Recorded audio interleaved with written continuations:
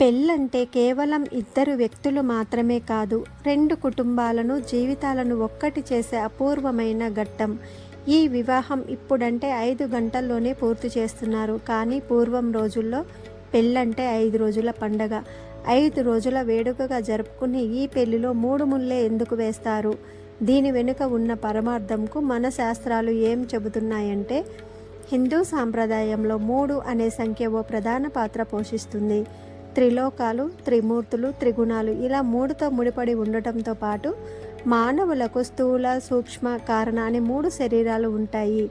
ఈ సమయంలో వేసే ఒక్కో ముడి ఒక్కో శరీరానిది.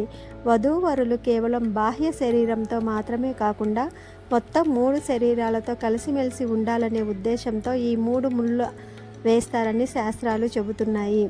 వివాహం అంటే వివాదం కాదు. వివాహ వ్యవస్థను గౌరవించండి.